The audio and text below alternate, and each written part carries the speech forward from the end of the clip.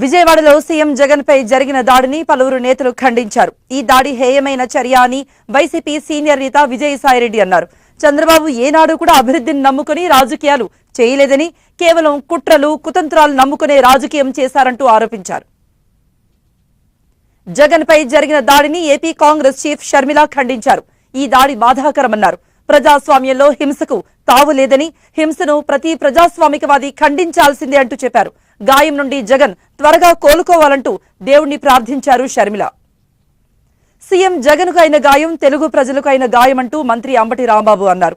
ఈ దాడికి పాల్పడ్డవారు తగిన మూల్యం చెల్లించుకోక తప్పదన్నారు. అటు తమిళనాడు సీఎం స్టాలిన్ కూడా స్పందించారు. ఈ దాడిని తీవ్రంగా ఖండించారాయన.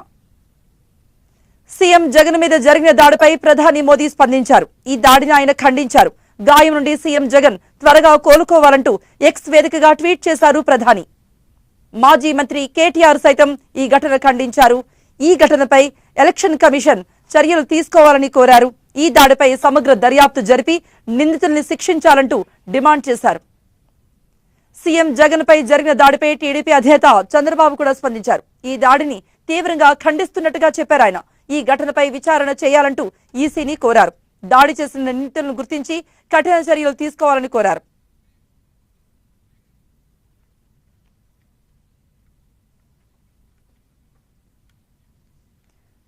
సీఎం జగన్ మీద జరిగిన దాడిపై ప్రధాని మోదీ స్పందించారు. ఈ దాడిని ఆయన ఖండించారు. గాయం నుండి సీఎం జగన్ త్వరగా కోలుకోవాలంటూ ఎక్స్ వేదికగా ప్రధాని మోదీ ట్వీట్ చేశారు.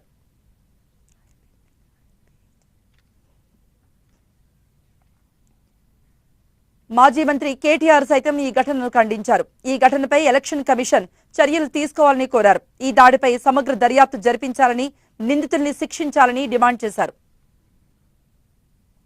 సీఎం జగన్ మీద జరిగిన దాడిపై టీడీపీ అధినేత చంద్రబాబు స్పందించారు. ఈ దాడి తీవ్రంగా ఖండిస్తున్నట్టుగా చెప్పారు. ఈ ఘటనపై విచారణ చేయాలంటూ ఈసీని కోరారు. దాడి చేసిన నిందితుల్ని గుర్తించి కఠిన చర్యలు తీసుకోవాలన్నారు.